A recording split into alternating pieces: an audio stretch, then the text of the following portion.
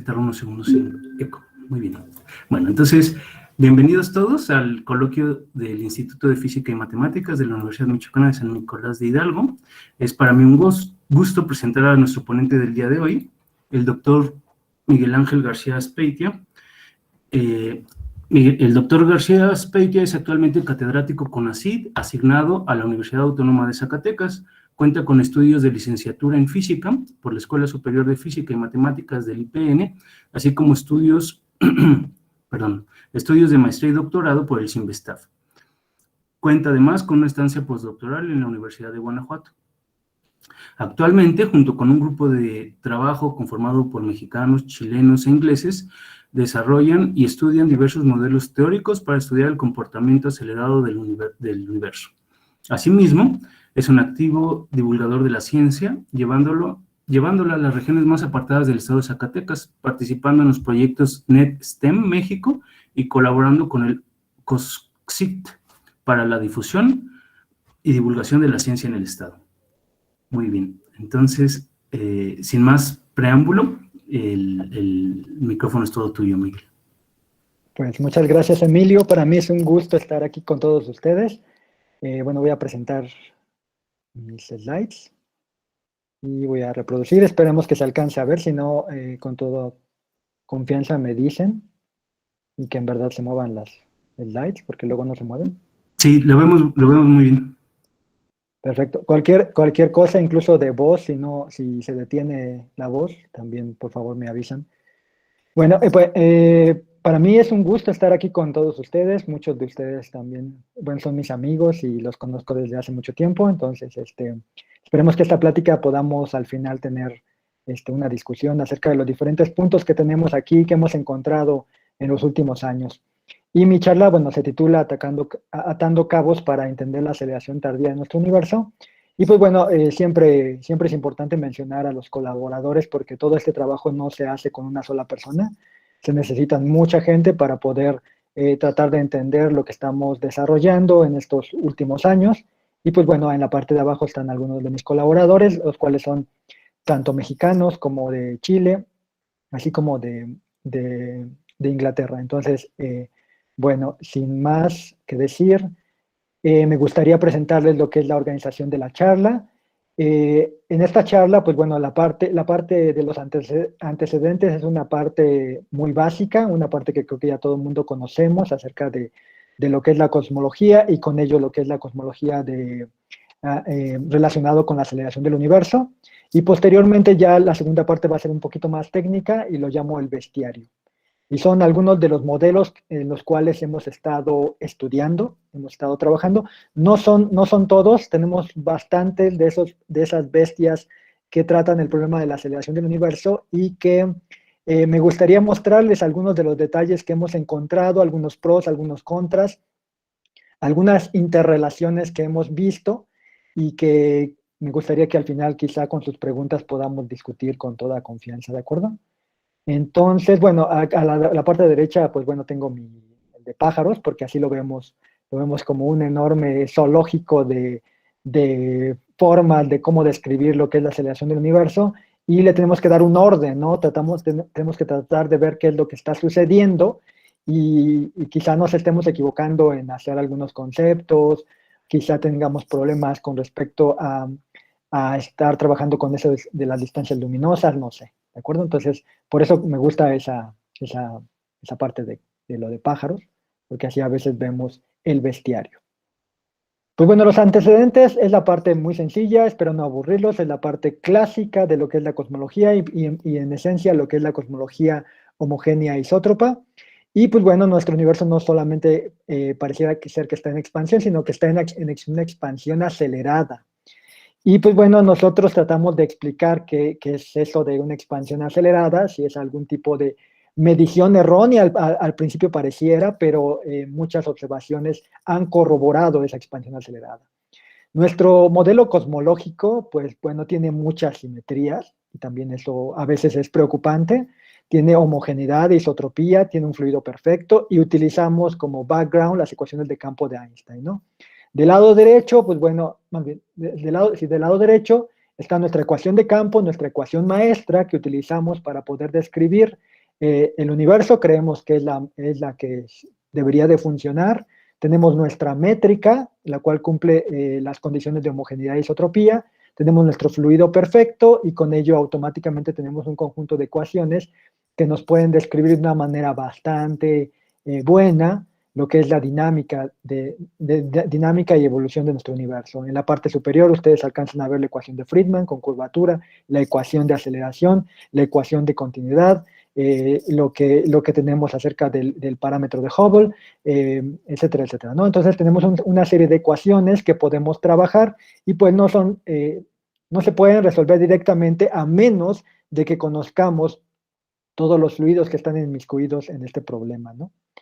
Es una buena hipótesis esa de la homogeneidad y isotropía. Al principio, pues bueno, uno podría hacer un escándalo porque pues en realidad no vemos homogeneidad y isotropía así tal cual, pero sin embargo, cuando uno observa la radiación cósmica de fondo, pues uno logra entender que las perturbaciones que alcanzamos a observar con respecto a la temperatura son de 1 en 100.000. Entonces, eso significa que, pues bueno, no estamos en tan mal camino. Sin embargo, tenemos que tener unas cotas, ¿no? No podemos aplicar este tipo de cosmología para cualquier región en el universo. Tenemos que tener mucho cuidado. Y también al ver la estructura a gran escala, la cual también se obtuvo con los telescopios más avanzados, pues parece ser que si nosotros hacemos una observación a escalas muy grandes, alcanzamos a ver que, pues, se podría mantener el principio cosmológico de homogeneidad y isotropía.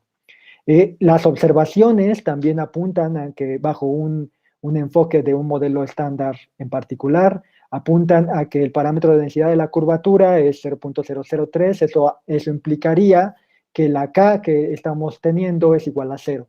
Eso quiere decir que espacialmente el universo tiene una forma plana, entonces eso también tiene unas implicaciones importantes, no es cualquier cosa que lleguemos a ese resultado.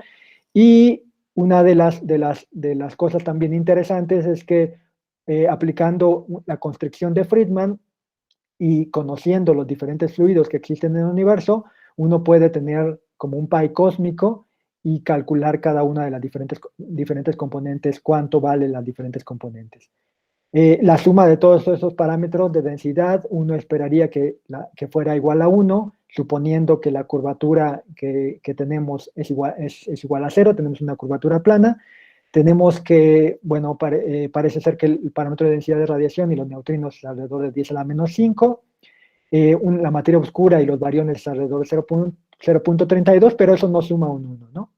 Entonces necesitamos otra cosa, o sea, la cual debería de dar una dominancia sobre todos los parámetros de densidad y que al final de la suma sea 1, ¿no? Entonces, si uno no lo agrega, el mismo modelo cosmológico estándar parece que nos está gritando la presencia de otro objeto, la cual sea dominante y que tenga algunas características bastante especiales, ¿de acuerdo? Y en este caso, ese nuevo objeto, pues, debería de ser alrededor de 0.68%, perdón, 0.68 el parámetro de densidad para que la suma total es del 1 que estamos esperando con la constricción de Friedman. Por supuesto, todo esto es, como siempre, tenemos que tener un esquema base, y como les digo, ya tenemos un esquema base usando la relatividad general, usando nuestra métrica de Friedman, entonces hay un background de fondo, ¿no? O sea, no podemos construir todo este edificio si no tenemos un background de fondo. Obviamente esto es asumiendo en el redshift igual a 0, acuérdense que el z igual a 0, significa que es donde nosotros estamos observando, y z infinito sería en el Big Bang. Otra de las características importantes que nos arroja nuestro modelo estándar es que si nosotros no agregamos esa componente, la edad del universo pues va a depender directamente de la constante de Hubble, y uno, si la puede medir de alguna manera, obtiene un resultado el cual no concuerda con las diferentes observaciones astronómicas. De hecho, Weinberg en su libro lo recalca de una manera muy fuerte, en el cual, de hecho, el libro de Weinberg es un libro antiguo y que estaban observando estrellas que tenían edades mayores que la edad del universo, si nosotros no consideramos ese objeto extra. Entonces pareciera ser que el universo, cuando está dominado por materia y radiación solamente, la edad no coincide con lo esperado, o sea, el contenedor es más joven que el contenido, entonces eso no tiene un sentido, parece ser que tiene algún problema, y además es más pequeño de lo que esperaríamos, ¿de acuerdo? Entonces, si nosotros agregamos ese contenido nuevo en las ecuaciones, de hecho, la edad del universo, pues bueno, tiene una estructura, como la que les muestro en la parte inferior, una estructura matemática, como les muestro en la parte inferior, y el cual, pues bueno, bajo la constricción de Friedman, uno puede obtener correctamente ya la edad del universo. De hecho, haciendo constricciones, por supuesto, cosmológicas, sobre el parámetro de densidad de materia y la constante de Hubble, uno puede llegar a una edad la cual ya supera las observaciones de las diferentes estrellas que existen en el universo. Entonces, parece que a gritos, aunque a gritos nos estaba pidiendo el modelo cosmológico que estábamos manejando, una entidad nueva, una entidad extra. El modelo más sencillo que uno aplica es el modelo de la constante cosmológica, el cual también es un modelo, aunque simple, tiene problemas profundos que no hemos logrado resolver. Y en la ecuación de arriba yo les muestro la evolución de las diferentes componentes, la radiación, la materia y el nuevo término que pareciera que va a generar la aceleración del universo. El universo, si se dan cuenta, es un término constante. Y al ser un término constante, si nosotros creemos en la ecuación de continuidad, pues automáticamente la presión es igual a menos, al valor de menos la densidad, ¿no? O sea, hay una ecuación de estado negativa. Entonces eso también desde un punto de vista, si uno recuerda los cursos de física estadística, pues eso está difícil de comprender porque nos enseñaban que los fluidos deberían estar entre 0 y 1/3, un fluido ultrarrelativista y un fluido que no tuviera ninguna interacción, y que otros tipos de fluidos, pues bueno, pueden existir en la naturaleza, pero digamos son un poco más complejos, ¿no? Y uno puede asignar, no sé, por ejemplo, fluidos que tengan esa ecuación de estado igual a -1, jugando, por ejemplo, con, no sé, fluidos como campos escalares o cosas por el estilo. Entonces, si se dan cuenta, cuando z es igual a 0, entonces ese objeto es un objeto constante, y recuerden que el h está en términos del factor de escala, y de hecho el término dominante debería ser eso que le llamamos la constante cosmológica. Y automáticamente lo que uno obtiene cuando domina el término que es constante es una expansión de Zeta. Entonces, automáticamente el universo pues empieza a acelerar súper rápido, ¿no?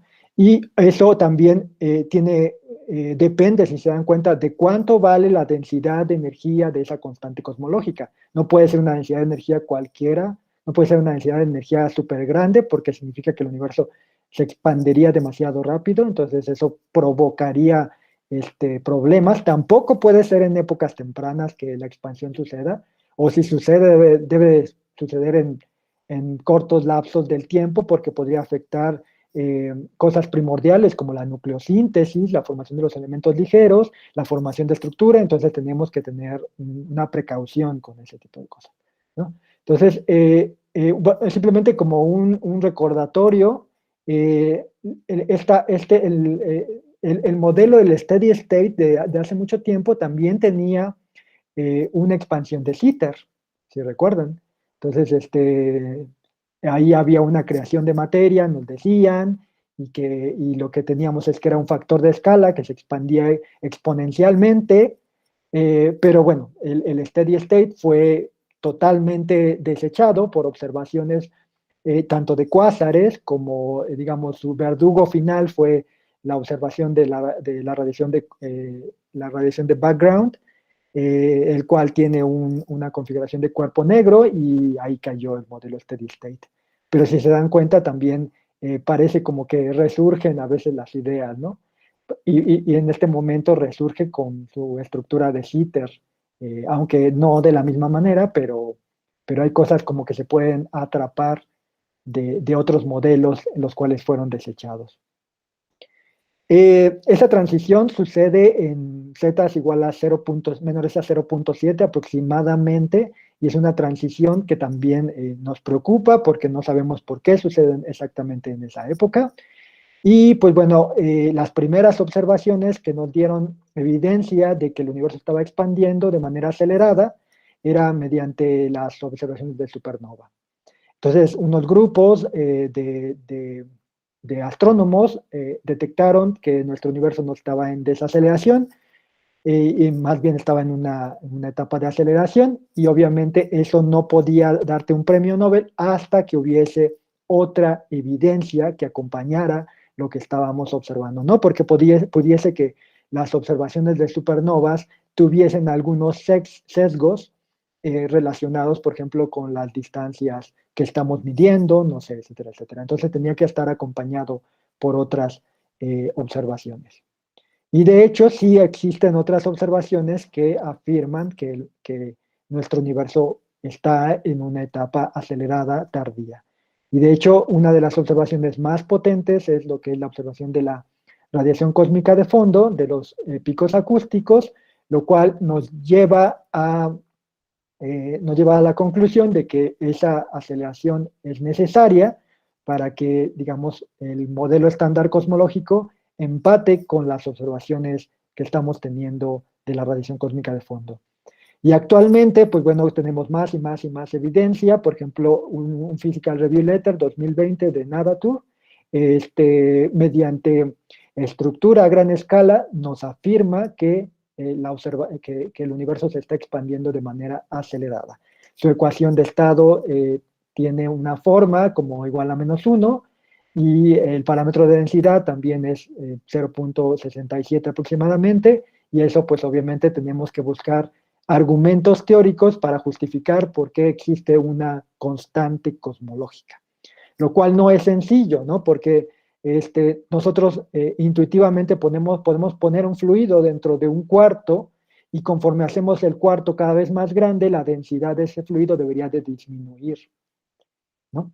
Y sin embargo, aquí el fluido se mantiene constante. Entonces, ¿eso qué está pasando, no? Entonces, una de las soluciones, quizá la más ortodoxa, no sé si esté correcta la palabra, pero es suponer que la constante cosmológica está conformada por las fluctuaciones cuánticas del vacío. Nosotros podemos contabilizar esas fluctuaciones cuánticas del vacío y podemos llegar al resultado que estamos observando de manera este, observacional, ¿no?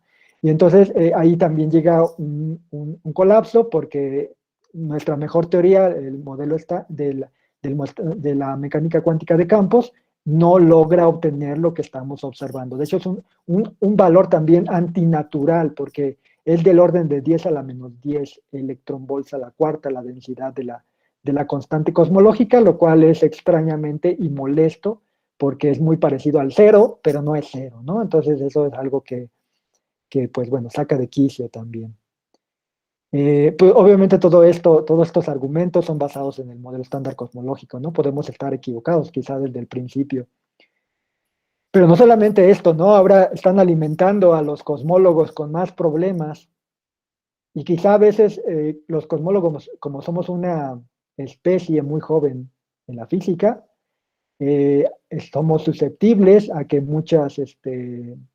no sé, muchas observaciones, sin tener la confidencia estadística suficiente, ya estamos como alborotados, ¿no? Entonces, quizá porque somos jóvenes, los que están dedicados a la física de partículas, que son una especie un poco más antigua, que ha trabajado desde los años 60, 50, están más acostumbrados a que si hacen una observación no sé, en el acelerador de partículas, hasta no tener la confidencia estadística suficiente, pues bueno, ya pueden hablar, ¿no? Nosotros nos emocionamos a veces por una confidencia estadística que a veces no es lo suficiente.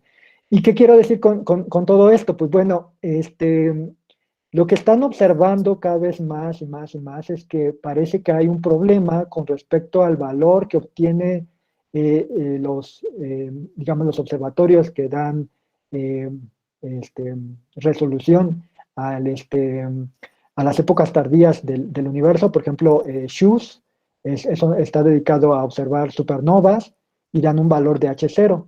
Y por otra parte, por ejemplo, el experimento Planck, que está dedicado a observar la radiación cósmica de fondo, tiene otro valor de H0. Y entonces son totalmente distintos. Uno debería de tener una coincidencia, deberían llegar al mismo valor de H0, sin embargo no lo hacen. y la diferencia entre uno y el otro valor se va aumentando, aumentando, aumentando, y de hecho actualmente tenemos 4.4 sigmas de que no coinciden, ¿no? Esto no es suficiente, por supuesto, para decir que ya estamos teniendo un problema con H0, ¿no? Pero bueno, como les digo, a veces nosotros somos muy susceptibles a eso. Si ese problema existe, ¿estará relacionado con el problema de la aceleración del universo? Es una muy buena pregunta y pues en realidad no lo sabemos, queremos ver. Si uno basa, bueno, las observaciones de la radiación cósmica de fondo están basadas en el modelo estándar cosmológico y entonces no llega, o sea, el resultado de H0 no coincide con el resultado de las observaciones de supernovas. Entonces, si se dan cuenta, ahí podemos empezar a detectar algunas cosas que podrían decir, ahí está el error, puede ser que el modelo estándar cosmológico no esté funcionando, por eso aplicarlo a la radiación cósmica de fondo no te da el valor correcto de H0, puede ser, o simplemente estamos midiendo mal, ¿ok? Pero bueno, la gente digamos, se sobresalta. ¿Por qué? Porque está liderado todo esto por un premio Nobel, ¿no? Que es Adam Ries. Entonces la gente se sobresalta. Y entonces, pues bueno, parece ser que estamos metiendo todavía más problemas. Además del problema de la aceleración del universo, estamos generando más cosas que pueden estar teniendo más ruido y que tendríamos que de alguna manera resolver en caso de que llegue la suficiente estadística para corroborar esta observación. ¿De acuerdo? Muy bien, entonces les di más o menos un panorama, quizá algunos de ustedes ya detectaron muchos problemas, muchos caminos y quizá algunos sesgos que estamos causando y que al final quizá pudiésemos discutir un poco al respecto. Una de las partes muy importantes que me gusta siempre mencionar es que, por ejemplo, es la clásica historia del universo, que de hecho es un paper de Barkana y Loeb, que tiene esta picture que les muestro, y que el universo temprano tiene, entre comillas, simplicidad, y el universo más tardío es muy complejo. Su estructura es muy compleja. ¿De acuerdo? Uno puede hacer perturbaciones lineales y puede uno bastante bien trabajar el universo temprano, pero cuando la estructura empieza a formarse de manera compleja, ya uno no puede agarrar esos métodos de perturbaciones lineales, tiene uno que enfrentarse a buscar otros métodos para tratar la complejidad de nuestro universo, ¿no? Esa complejidad puede estar relacionada con la aceleración del universo, algún tipo de ruptura de simetría, algo, eso se puede quedar como una pregunta, ¿no? La formación de la reionización, todo eso, cuando se empieza a recalentar el universo, eh, puede romper algún tipo de simetría que produce la aceleración del universo tardía. Hay nuevos elementos que mantienen constante la densidad de energía y que hacen que la ecuación de Friedman permanezca constante y produzca una aceleración tardía. También sería una pregunta que me gusta, que bueno, estamos tratando de resolver, ¿de acuerdo? Entonces, si se dan cuenta, esperemos que vayan juntando las diferentes piezas de todo este rompecabezas para que podamos ir discutiendo entre todos. Y pues bueno, les muestro el zoológico que hemos estado, algunos de los bichos que hemos estado consiguiendo en estos últimos 7 años en nuestro zoológico, y les voy a mostrar el bestiario. Les voy a mostrar algunos de ellos, no todos, pero bueno, algunos que quizá siempre los que menciono o que me gustan o cosas así, ¿no? Entonces hay un sesgo ahí porque también es basado en lo que me atrae, ¿no? Las dimensiones extras, hemos observado que su forma tal cual, por ejemplo, cuando las crearon Randall y Sundrum en los modelos, no funcionan en realidad. De hecho, uno tiene que agregar una constante cosmológica a mano en estos tipos de modelos y además producen bastante tensión con las observaciones, los modelos de dimensiones extras en su forma normal. Pero si uno los modifica, en los cuales una de las estructuras fundamentales del modelo de dimensiones extra, que es lo que llama la tensión de la Brana, si uno los modifica, uno puede echarle la culpa a ese objeto que se llama tensión de Labrana como el causante de la aceleración del universo. ¿Ok? Entonces uno tiene, si se dan cuenta, en la parte superior tiene términos extras, en lo cual la m está relacionado con los parámetros de densidad, un valor constante relacionado a la tensión de Labrana, y hay unas evoluciones, y además, en este caso, la tensión de Labrana cambia, ¿no? Evoluciona. ¿Ok? El término que dice ENB al cuadrado es el término este, que es el tradicional, ¿de acuerdo? Entonces, si uno observa esa ecuación, pues dice, pues si lambda, o sea, hay que escoger lambda primero, lambda no proviene de la teoría, entonces es una de las cosas pues, que uno diría, pues eso no me gusta, ¿no? Uno tiene que inspirarse en alguna cosa para poder dar una forma funcional.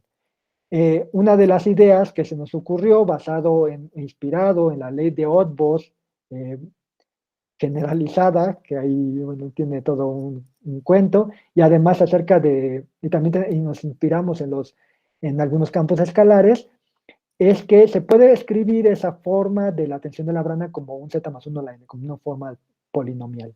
De tal manera que uno, al ver la ecuación, intuitivamente dice que ese n debería dar igual a 6, porque el otro decae muy rápido, ¿no? En épocas tardías. Y entonces lo que uno automáticamente obtiene es como una constante cosmológica, pero bajo argumentos de dimensiones extra. Y de hecho nos dimos a la tarea de hacer constricciones con del modelo con diferentes observables, en este caso los datos observacionales de Hubble, las supernovas, las oscilaciones acústicas de bariones, el CMB y un análisis en conjunto, y pueden observar que aquí no existe una tensión, como por ejemplo con los modelos estándares de branas, ¿no? Normales, los que se utilizan. Y si ustedes observan, una de las partes principales de esta tabla es la n. El análisis en conjunto del joint te da 6.190, ¿no? Y eso está apuntando bueno, sigue siendo una constante cosmológica, pero con argumentos de dimensiones extra. Y entonces lo que estamos haciendo nada más es barrer la basura debajo de la cama, porque en realidad todavía seguimos preguntándonos qué es la constante cosmológica, ¿no? Y entonces quizá dar argumentos de dimensiones extra para poder entenderlo desde ese punto de vista. Algo muy importante de ese valor, más bien de la forma de que la tensión de Labrana sea evolutiva, algo muy importante es que no afecta épocas tempranas en el universo como los modelos de dimensiones extranormales. En los modelos de dimensiones extranormales hay que ajustar, hay que tener un fine tuning porque tienden a fastidiar los modelos, las partes, por ejemplo, de formación de elementos ligeros. Acá no. Acá la aparición sucede en épocas tardías, se comporta como una constante cosmológica y nos libera de todo el universo temprano. Y entonces eso es digamos, una palomita para este tipo de modelos. ¿Okay? Pues bueno, obviamente toda esta forma de su ecuación, de su estructura, también puede ser, hemos observado que mediante la asignación de un campo escalar en la ecuación de Einstein tradicional, también podemos llegar a una forma como la que tenemos, ¿de acuerdo? Entonces, parece que hay una interconexión entre esos diferentes modelos. Aquí, bueno, aquí les muestro nuestra compilación. Otro de los modelos, uno de los que me ha estado gustando en estos últimos años, es conocido como el modelo de gravedad unimodular, el cual fue inspirado por Daniel Sudarsky, de hecho, él trabajó en eso. Y cuando leí el artículo, pues bueno, me atrajo y dije, pues bueno, sería interesante revisarlo, hacer cosmología con ese modelo de gravedad unimodular y ver qué sucede, ¿no? Ver hacia dónde apunta todo esto. Y pues bueno, en este caso es un modelo que no es nuevo. De hecho, Einstein mismo lo propuso. Uno puede trazar la historia de ese modelo y se va hasta Einstein, 1917, si no mal recuerdo, ahí está el artículo.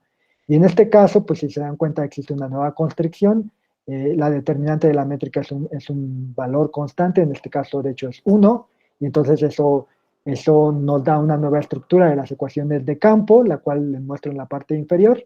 Se dan cuenta, eh, tiene un cuarto ahí, un término, y del lado derecho tiene como un objeto ahí de la tensión, perdón, del tensor energía-momento y relacionado con su escalar, entonces su estructura es diferente, ¿no? Entonces lo que nos lleva es una ecuación de campo sin traza que se restringe a 9 ecuaciones independientes, ¿no? Si ustedes la reestructuran, la pueden observar de una manera diferente. Tienen el tensor energía-momento del lado derecho, del lado izquierdo el tensor de Einstein, y en medio tienen un término que solamente depende del escalar de Ricci y el escalar del tensor de energía-momento, ¿no? Multiplicado por G, ¿no? Que pudiese actuar así de una manera, cuando uno lo observa, esa ecuación, uno dice, pues ese término quizá pueda ser una constante cosmológica o algo así por el estilo, pero R depende también del tiempo, T depende del tiempo, entonces quizá pueda manipular un poco toda esa ecuación. Cuando uno toma la derivada covariante de esta ecuación, uno llega a el resultado que, pues bueno, ya no es igual a cero, la derivada covariante en tensión de momento, sino que ahora depende de una derivada que va a depender del R y del T, ¿no? Automáticamente, entonces eso nos hace la situación un poco más interesante y quizá podamos extraer información de todo esto, ¿no? Más bien, si uno impone de manera eh, alterna la hipótesis de que la derivada del tensor derivada covariante del tensor de momento es igual a cero, uno recuperaría lo que es la relatividad general más un término que se va a comportar como constante del lado izquierdo, ¿se dan cuenta? ¿Ok? Si uno no, pero esa es una hipótesis que uno tiene que imponer extra, o sea, no sale de manera natural. Del lado izquierdo también uno puede decir, bueno, yo no lo voy a imponer y entonces voy a extraer información de ese término de la izquierda. Si se dan cuenta, el R en la cosmología de Friedman, Lemaitre, Robertson, Walker, este, depende de derivadas de segundo orden, ¿no? Entonces, y hay derivadas afuera también. Entonces, podemos tener derivadas de tercer orden en todo este monstruito que tenemos aquí, ¿no? Habría que controlarlo. Entonces, la gente, muchos de los artículos que se muestran, pues bueno, tratan como de evadir eso de lo que sucedería si nosotros ponemos un R y entonces le ponen como un término de difusión sobre las ecuaciones de continuidad, pero nunca hablan que dentro hay peligro, ¿no? Hay algo que tiene derivadas sobre el R, y que el R tiene derivadas de segundo orden. Entonces es algo que tendríamos que tener mucho cuidado. Las ecuaciones de Friedman cambian con términos correctivos, si se dan cuenta, debido a la estructura misma de la ecuación y también la ecuación de continuidad, ¿de acuerdo? Ese J que les muestro ahí es un parámetro cosmográfico y ahí se encuentra la tercera derivada del factor de escala. ¿Por qué escogimos ese valor de J? Porque sabemos, mediante la cosmografía, tenemos más o menos un control sobre ese valor de J. Entonces, al tener un control sobre ese valor de J, pues uno podría quizá manipular las ecuaciones y ahorrarse esos problemas con soluciones espurias cuando uno tiene terceras derivadas sobre algo, ¿no? Que nos puedan llevar a meternos en problemas más que resolverlos. Uno puede pedirle, si se dan cuenta, la ecuación de continuidad debe contener los fluidos, materia, radiación, quizá decir que automáticamente debería surgir la constante cosmológica o la energía oscura, lo que sea. Entonces, para eso necesitamos poner un J en el que continúen las ecuaciones de movimiento tradicional para cada una de las diferentes componentes y que nos aporte un nuevo término, y ese J lo encontramos. Y se dan cuenta, la nueva ecuación de la gravedad unimodular que está en la parte derecha es una ecuación de Friedman con un término extra que es constante. Y ese término extra, constante, parece ser que se acopla con los fotones. ¿De acuerdo? Se está acoplado con los fotones. SZINI es otro parámetro dentro de la integral que tendríamos que interpretar. ¿Qué es eso que estamos observando? SZINI, pues bueno, debería ser uno de los nuevos parámetros que tenemos que constreñir y lo podemos constreñir mediante observaciones y nos sale un valor que es 11.47. Nosotros creemos, bueno, pensamos, le damos una interpretación que es la región donde la constante cosmológica relacionada con los fotones surge, ¿de acuerdo? Entonces nosotros vemos que como que es un tipo de energía oscura emergente. Acuérdense que la constante cosmológica no emergió, por ejemplo, en nucleosíntesis o algo así, sino que siempre existió desde que el mismo espacio-tiempo se formó, apareció. Obviamente siempre ha sido subdominante y hasta épocas tardías fue dominante. Entonces, en este caso, son energías oscuras emergentes, de repente surgen, y surgen en épocas interesantes de la evolución de nuestro universo, 11.47, ¿de acuerdo? Y esa época es una época en la cual todavía no se termina la total reionización de nuestro universo. Y quizá ya empiezan como a atar cabos de varias de las cosas que he estado platicándoles en este momento. Y podría estar relacionado con, no sé, con un exceso de fotones o algo por el estilo, ¿no? Todos estos tipos de modelos de energía oscuras emergentes alivian, aunque sea un poco, los problemas con la tensión sobre H0, ¿ok? Y, pues bueno, esos, ya saben, pues uno consigue citas si habla de H0, porque es lo de moda en este tiempo. Y obviamente también puede uno observar que los famosos modelos de constante cosmológicas variables, que están relacionados con R y T, parecen estar correlacionados con estos modelos de gravedad unimodular, porque se dan cuenta también dependen de R y T. Y aún más, los modelos los famosos modelos super antiguísimos de Sheffield, esos modelos que tenían un nuevo campo que simplemente ingresaban dentro de las ecuaciones de campo de Einstein y que obviamente tampoco conservaban el tensor energía-momento. Entonces, podemos decir, quizá a partir de la gravedad unimodular, que ese Sheffield puede estar relacionado con esos escalares. Entonces, todo como que hay convergencia en muchas cosas, si se dan cuenta. Entonces, quizá atrapar algunas para podernos guiar en todo este zoológico de ideas, ¿no? Bueno, las seguimos estudiando, entonces estamos buscando todavía algunas cosas interesantes que hemos encontrado. Otro de nuestras bestias favoritas también es lo que le conocemos la energía oscura emergente fenomenológica, los famosos PD y GEDE, en los cuales, pues bueno, también hacen un salto, de repente aparecen en la evolución del universo, son emergentes, son fenomenológicas. De hecho, quien la creó supuestamente nada más agarró, que es Schaffelo y Lee, agarran y, bueno, ellos creo que no argumentan nada más la ponen y dicen, fenomenológicamente debe funcionar, la parte de la ecuación de estado de la parte de verde, y una generalización.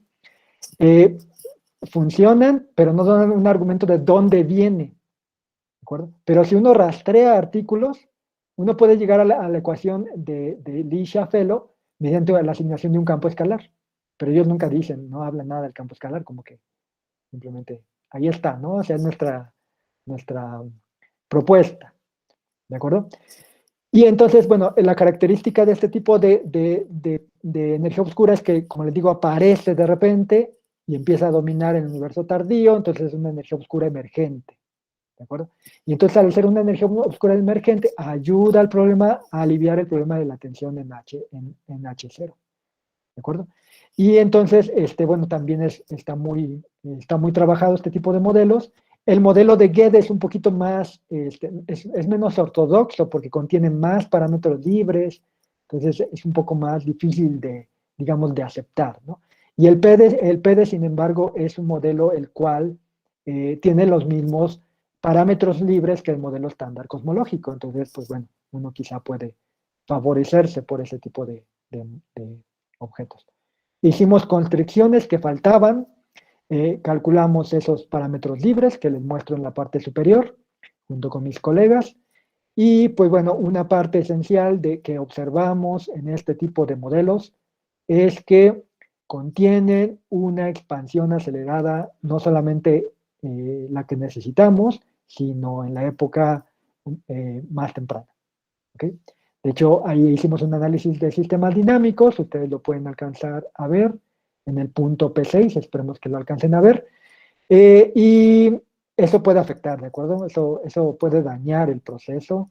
Entonces, eh, parece que los modelos de energía oscura emergente tienden a hacer esas cosas raras de aparecer aceleraciones en épocas tempranas, lo cual puede obviamente afectar lo que sabemos de la cosmología, pero también se ha visto que si esas aceleraciones no duran demasiado, este, pueden, de hecho, aliviar, o sea, no afectarían tanto y de hecho pueden aliviar el problema del H0, ¿no? Entonces es como evoluciona radiación, luego materia, luego de repente acelera, pero muy poquito, luego sigue evolucionando materia y luego vuelve a acelerar, ¿de acuerdo? Entonces son modelos así medio raros, ¿no? Pero bueno, muchos de estos modelos emergentes tienen esas características. Finalmente, una de las bestias también que nos encanta es el Einstein-Gauss, bueno, no nos encanta mucho, pero nos dio muchos problemas. El famoso Einstein-Gauss-Bonnet lo quisimos agarrar, de hecho fue un Physical Review Letters de Glavan y Lin, el cual hizo mucho barullo en las redes, todo en la parte que la gente que hacía astrofísica, la gente que hacía agujeros negros. eh, de hecho, lo empezó a probar y fue un modelo que nosotros quisimos ver, decir, bueno, ¿qué tal si esa estructura de esa ecuación que ellos proponen automáticamente genere una constante cosmológica, una energía oscura, sin necesidad de meterla? ¿No? Era nuestra pregunta. Entonces, conforme nosotros estuvimos trabajando en este modelo, pues la gente se empezó a dar cuenta que no funcionaba el Einstein-Gauss-Bonnet. Entonces, cuando nos llegó el refereo, pues el referee nos echó de tierra de todo, ¿no? Entonces, nos dijo casi casi de lo que íbamos a morir, pero nosotros le dijimos, espera, o sea, en ningún momento estamos aceptando el modelo, estamos buscando evidencias a favor o en contra, ¿de acuerdo? Entonces, pero no estamos a favor, bueno, o sea, digamos, no estamos casados con el modelo. Entonces, ese argumento lo convenció y de hecho nos publicaron el artículo con ese argumento. Una de las cosas que vimos de este enfoque es que la constante cosmológica, ese modelo no acelera si no agregas una constante cosmológica a mano. Entonces, tachen eso. La ecuación de continuidad tiene su forma tradicional, es una palomita porque ya no tenemos problemas. Y su ecuación de Friedman va a tener términos de mayor orden sobre la evolución del factor de Hubble, perdón. Entonces, uno puede hacer constricciones, en la parte inferior ya son como evoluciona H contra dz, y de hecho las hicimos, las constricciones, ampliamos nuestras samples que estábamos utilizando y dimos constricciones para alfa, las cuales en el joint coinciden bastante bien con las constricciones que estaban proponiendo la gente que hacía astrofísica, agujeros negros, etcétera, etcétera, en este contexto. También no tenemos mucha tensión en las observaciones, entonces eso también nos da un punto al favor, pero tenemos otro problema. En algunos casos, el universo no deja de acelerar, ¿de acuerdo? Cuando hicimos un análisis de sistemas dinámicos, vimos en el caso, por ejemplo, de los strong lensing, el universo ni siquiera pasaba a una etapa de desaceleración. Pueden ver la gris en la pantalla en la parte derecha, la gris punteada, nunca pasa a una etapa desacelerada. Entonces, eso es un problema gigantesco. Las otras observaciones, pues dicen, hay una etapa de aceleración, pero luego desacelera y luego vuelve a entrar a una etapa acelerada. La etapa acelerada es en épocas más tempranas, es muy corta. Cuando la rastreamos, eh, vimos que estaba en épocas de formación de elementos ligeros. Entonces, eso nos preocupó porque, bueno, no sabemos qué tanto puede afectar la formación de elementos ligeros, porque, bueno, acuérdense que uno tiene que poner toda la estructura de las ecuaciones de Boltzmann pero tendría uno que agregar, acuérdense, que uno no agrega la constante cosmológica en esa época porque pues, no está actuando. Entonces, en este caso, uno tendría que agregar lo que es un objeto que está acelerando, y entonces tendría un término nuevo ahí en la ecuación de Boltzmann. Y pues bueno, lo estuvimos estudiando y creo que sí nos preocupó porque pues la formación de elementos ligeros tardaría más en producirse, ¿no? Fueron cálculos rápidos que estuvimos haciendo, entonces eran cosas que nos estaban preocupando en ese sentido. Pero bueno, es uno de los detalles. Entonces, se dan cuenta que a veces eh, algunos modelos, la gente normalmente a veces dice, funciona esto, funciona esto, funciona esto, pero nunca nos dice lo que no funciona. O a veces no genera ese entrelazamiento entre diferentes ideas que pueden ayudarnos a entender el problema de la aceleración del universo. Y entonces es lo que me gusta que se les quede en la mente como enseñanza, ¿no? De todo el camino que hemos recorrido y cómo hemos visto las diferentes estructuras de este bestiario. Pues bueno, entonces, ya para terminar y para no quitarles su tiempo, no tenemos conclusiones, seguimos estudiándolos. Hay ventajas y desventajas en, las dimensiones, en los modelos de dimensiones extra, gravedad unimodular, energía oscura fenomenológica, EGB. Hemos conocido otros modelos, por ejemplo, como el Chaplin, los paramétricos, la energía oscura. Hemos juntado modelos, no solamente separados, sino hemos agarrado una parte de uno y otra parte de otro y los hemos pegado a la fuerza, porque, por ejemplo, le llamamos los modelos Frankenstein. No son muy hermosos de una manera así, no son ortodoxos, de hecho a veces son unos monstruos algunos de ellos. Y hemos visto Chaplin viscosos que ayudan a resolver el problema de las oscilaciones para la formación de estructura. Si por ahí recordarán un artículo de Saldarriaga que nos decía que esos modelos así de energía oscura y materia oscura, que unificadora, tenían unas oscilaciones súper fuertes y que no ayudaban a formarse la estructura, cuando uno le agrega una parte viscosa al Chaplin, que son estos modelos que generan oscilaciones, las oscilaciones se aplastan. Entonces eso ayuda, ¿no? Los EGB viscosos también hemos estudiado, entonces hemos dado bastantes viajes conociendo a los diferentes monstruos, también los hemos agarrado y unificado, ¿no? Entonces, bueno, seguimos estudiándolos, tenemos algunas nuevas propuestas que esperemos pronto publicar y pues bueno, creo que sería todo, esperemos que no les haya quitado mucho de su tiempo, pues muchísimas gracias y cualquier pregunta, pues bueno, estoy atento y a la orden. Gracias. Muy bien. Muchas gracias, Miguel, Gracias. por el coloquio tan interesante. Y bueno, queda una buena ventana de tiempo para preguntas por parte de la audiencia. Entonces, quien quiera puede comenzar a hablar, no hay ninguna mano levantada, o si gustan ir levantando sus manos. Gracias.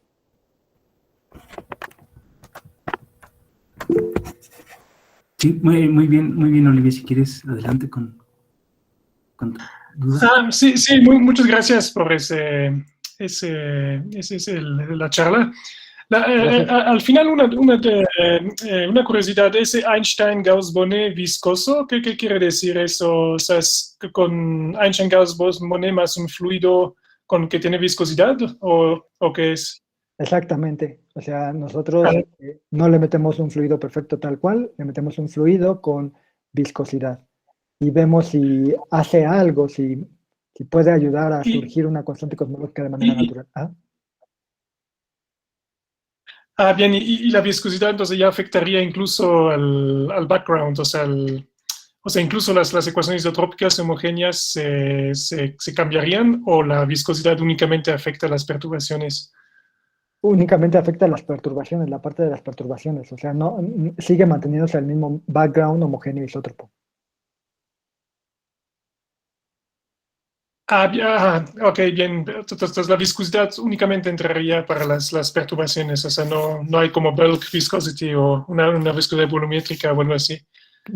No, simplemente es agregando un fluido viscoso en las ecuaciones de campo, de tal manera que afecte la parte de las perturbaciones. Y entonces, te digo, esos Gracias. modelos, pues bueno, sí, sí, muy bien. Sí, gracias. Sí. Gracias, sí. Gracias, Olivia. Adelante, Ricardo. Y gracias, Miguel, por la plática. Gracias, gracias. Y siguiendo con la pregunta de Olivier, ¿cuál es el valor que le ponen a la viscosidad? Sería la primera pregunta. Y la segunda, ¿cuál es el origen? ¿Cómo explicas eso del el agregado de la viscosidad? ¿Qué lo produce? Sí. Esa es muy, muy buena pregunta.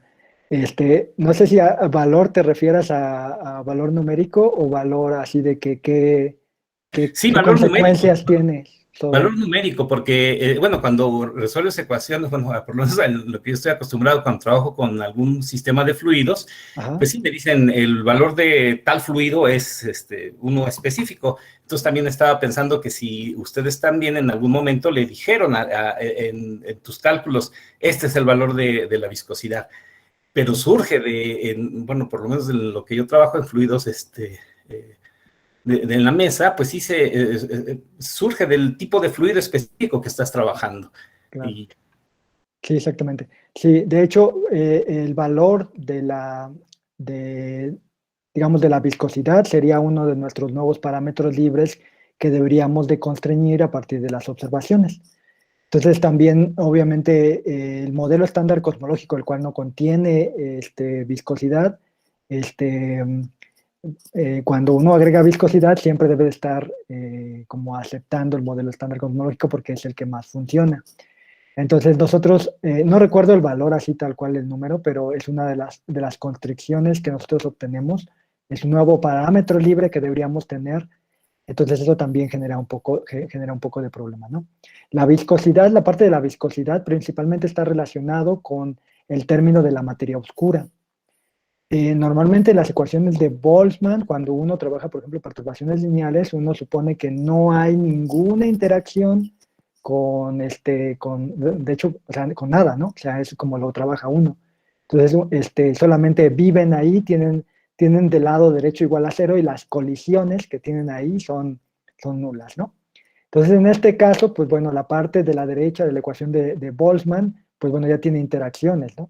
Entonces, del caso de la materia oscura, y de hecho, no solamente interacciona con la materia bariónica, también debería tener algún tipo de interacción con la energía oscura, con la constante cosmológica, el cual simplemente se agrega como otro nuevo parámetro libre en la ecuación de Boltzmann. Entonces, la viscosidad se ve como ese tipo de interacción, ¿no? Ese término que es, como llamamos, entre comillas, no conservativo en la ecuación de Boltzmann. Entonces, uno tiene que tener información de cómo es la parte colisional, ¿no? Porque la parte colisional, pues bueno, es todo el show, ¿no? Es las integrales, esas de las deltas de Dirac y que tenemos que poner toda la sección eficaz de dispersión. Entonces uno tiene que definir una sección eficaz de dispersión y todo para tener esa interacción con la materia y toda esa cosa es lo que le llamamos la viscosidad. Entonces, obviamente está constreñida, está súper constreñida, ¿no? Porque hasta donde observamos, la materia oscura, pues bueno, no tiene viscosidad, o sea, no se nota tanto esa interacción, ¿no? Que tenemos. Entonces ahí automáticamente lo que uno tiene es esa interacción materia oscura con constante cosmológica y con la materia bariónica, y a ese bicho que está ahí le llamamos la viscosidad. No sé si quedó claro o te hice más bolas. No, está bien, Miguel, gracias. Sí, gracias.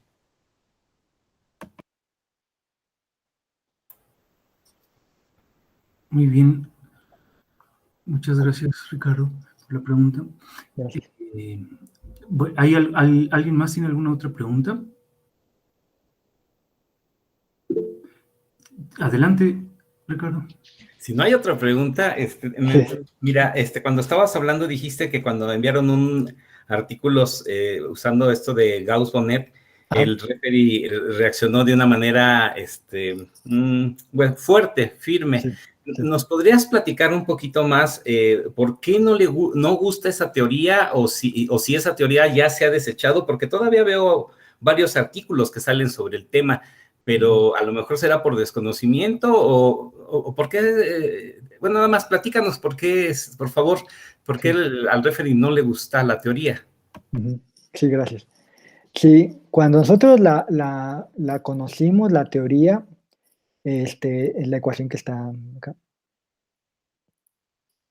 decía que, bueno, me parece que la novedad era que uno podía pasar de, creo que era de 4D o de mayores dimensiones a una menor dimensión, si no mal recuerdo, de una manera natural, algo así, era lo que estaban demostrando Lin y Glavan. Y entonces eso, pues como que generó un revuelo en toda la parte de la gente que hacía este tipo de ideas, ¿no?